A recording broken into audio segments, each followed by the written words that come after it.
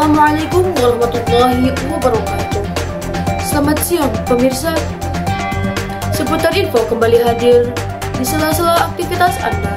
Bersama saya Siti Nurhalisa yang akan memberikan berita-berita terbaru dan teraktual 1 September 2025. Berita pertama datang dari aksi mahasiswa yang mendemo di depan gedung DPR karena tidak terima dengan kenaikan gaji. Ini dia cuplikan video. Pemirsa, aksi massa menolak kenaikan tunjangan DPR kembali menjadi sorotan publik.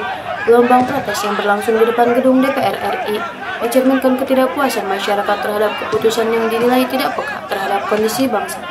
Di tengah situasi ekonomi yang masih sulit, harga kebutuhan pokok yang terus naik, dan lapangan kerja yang terbatas, kebijakan menaikkan tunjangan wakil rakyat memunculkan pertanyaan besar, untuk siapa sebenarnya keputusan ini dibuat? Masyarakat menilai kinerja DPR selama ini belum menunjukkan hasil maksimal. Banyak regulasi dianggap lebih menguntungkan kalangan elit dibanding memperjuangkan rakyat kecil.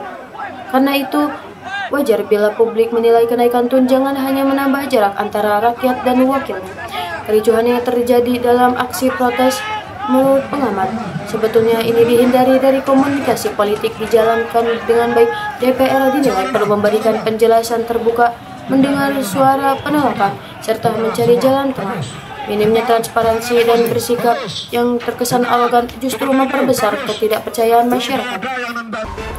Berita kedua datang dari dosen pengaku mata kuliah reportase dan berita investigasi yang akan membahas tentang kontrak pembelajaran mahasiswa. Berikut, pemirsa, berikut adalah gambar rencana pembelajaran semester atau RPS di mata kuliah Teknik Reportase dan Investigasi Berita, Program Studi Komunikasi dan Penyiaran Islam yang diampu oleh dosen Bapak Adi Kusuma SIKOM MSI, Fakultas Dakwah Universitas Islam Negeri Sultan Maulana Hasanuddin Banten, tahun ajaran 2025-2026.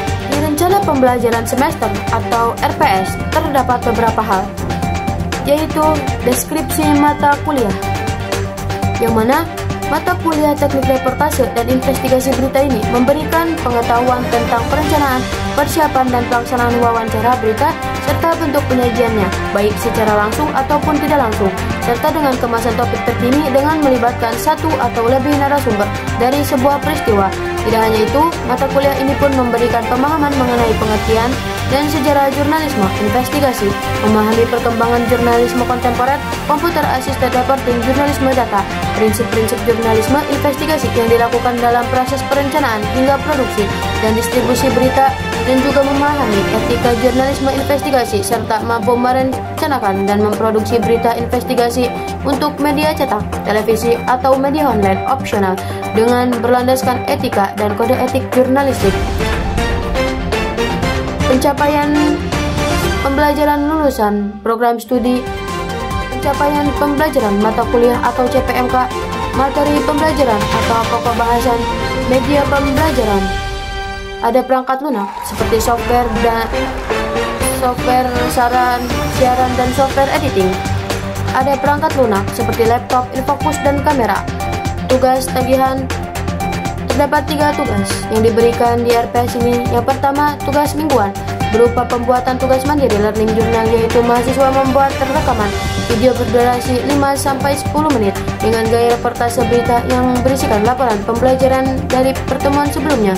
Tugas-tugas praktikum pada setiap materi teknik reportase dan investigasi berita, baik individu maupun kelompok. Yang terakhir, pengumpulan tugas diterapkan sesuai jadwal yang telah ditetapkan. Jika tidak, maka dianggap tidak mengerjakan tugas. Ada teknik penilaian, rencana penilaian, peraturan tata tertib dalam perkuliahan, dan yang terakhir, sumber referensi. Pemirsa, dari peristiwa ini terdapat 2 pelajaran penting. Pertama, DPR harus menyadari bahwa legitimasi mereka datang dari rakyat, sehingga kepercayaan publik harus dijaga. Kedua, masyarakat juga diimbau menyampaikan aspirasi secara damai agar substansi tuntutan tidak hilang oleh kericuhan. Pada akhirnya, kesejahteraan pejabat negara bukanlah hal yang tabu. Namun, hal itu harus disesuaikan dengan kondisi bangsa. Jika rakyat masih menghadapi kesulitan, sementara pejabat menikmati fasilitas berlebih, jurang sosial akan semakin melebar. Kini, masyarakat menunggu bukti nyata bahwa wakil rakyat benar-benar bekerja untuk kepentingan bangsa, bukan sekedar demi kenyamanan pribadi. Pemirsa, adanya rencana pembelajaran semester atau RPS bertujuan untuk mengetahui berjalannya perkuliahan selama 1 semester, dan juga dalam rencana pembelajaran semester terdapat tata tertib mahasiswa yang wajib dipatuhi oleh mahasiswa.